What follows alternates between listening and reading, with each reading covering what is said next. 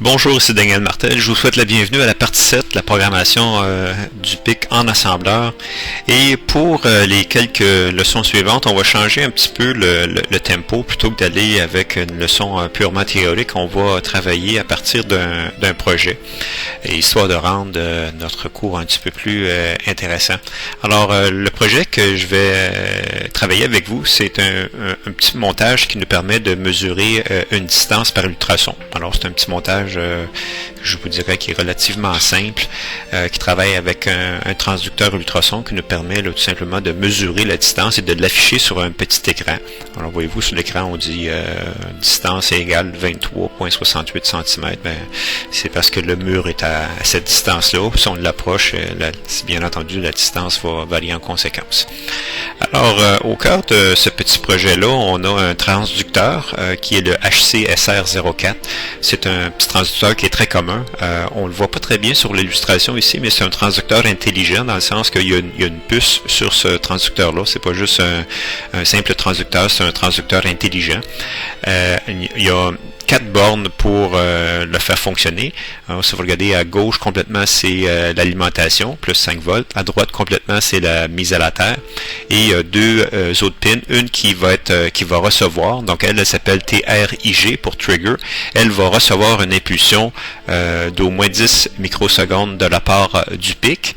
À partir de ce moment-là, le transducteur se met au travail et lui-même va générer une onde qui va être transmise par l'émetteur, va frapper un objet et il va revenir. À ce moment-là, quand l'onde revient ici, le cerveau ou le micro du transducteur va interpréter cette information-là et va retourner une onde, une impulsion, dont la longueur de l'impulsion est proportionnelle à la distance entre le transducteur et l'objet.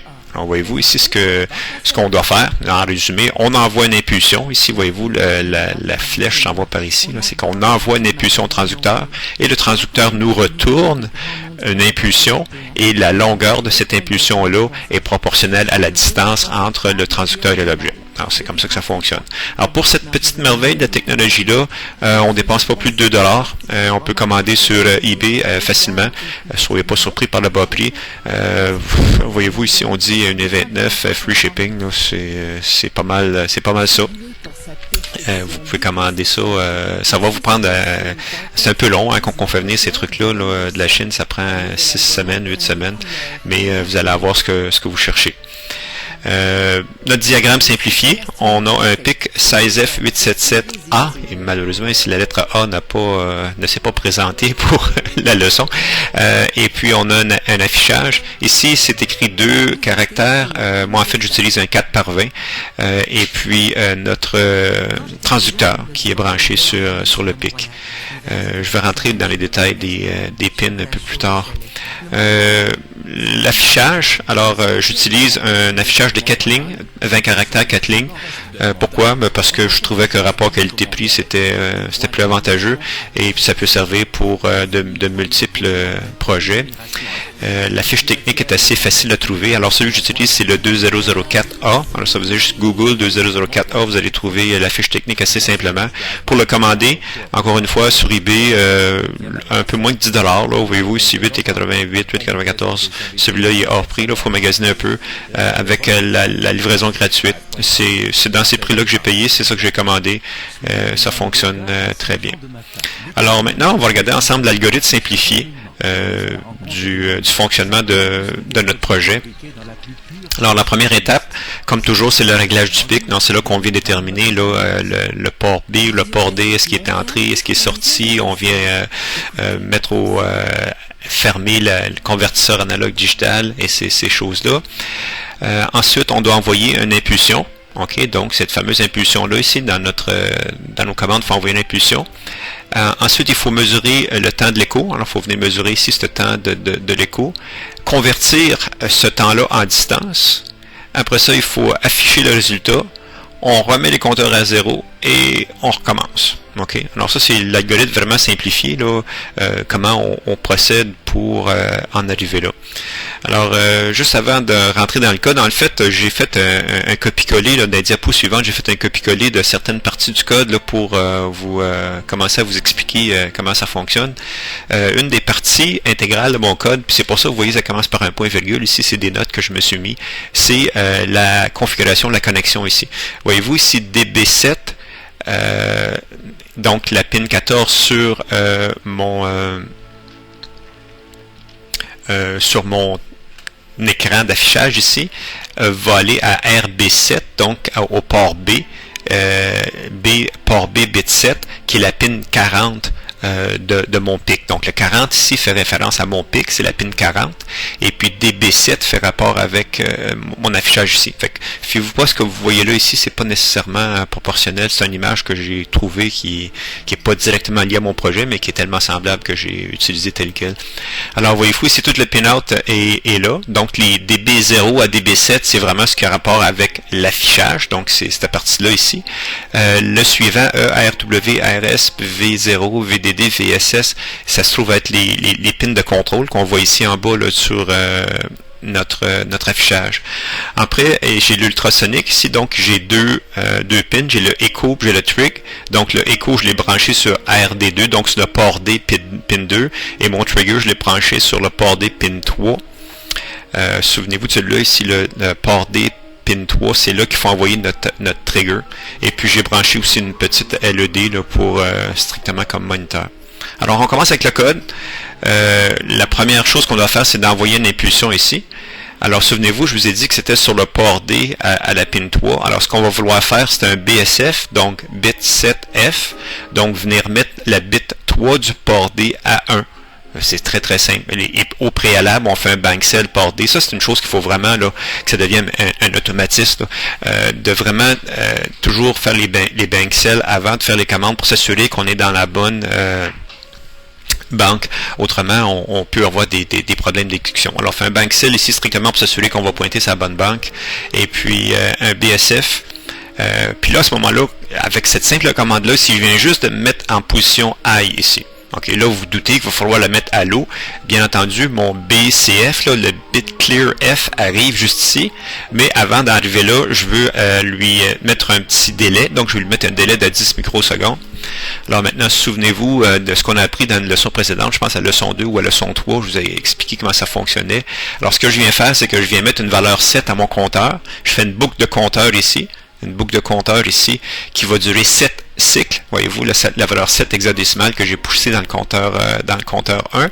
Et on sait que selon la configuration que j'ai avec un cristal de 20 MHz, on parle de 2 microsecondes par cycle, donc en 14 microsecondes. On nous demande un minimum de 10 microsecondes. Ici, on va en donner 14 microsecondes.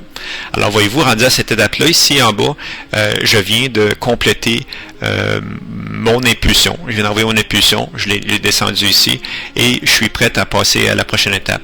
Dans la prochaine étape, je vais surveiller pour mon écho.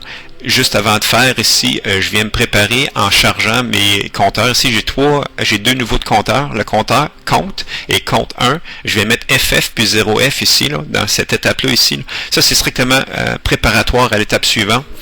Et puis, l'autre chose que je viens faire ici qui est bien intéressante, c'est que je viens mettre à 0 mon timer sur la bit low et sur la bit high. Je vais vous expliquer dans une autre leçon l'utilisation du timer. Le timer, c'est une fonctionnalité qui est bâtie dans le micro, qui est un peu comme un chronomètre, qui nous permet de partir un chronomètre. Fait que là, ce que je viens faire ici, c'est que je viens mettre mon chronomètre à 0. Et comme vous vous doutez, dans la prochaine étape, je vais venir démarrer mon chronomètre. Donc, ici, voyez-vous, je suis dans l'étape transitoire entre les deux ici. Je viens de descendre mon signal à 0. Et j'attends que mon signal devienne high ici.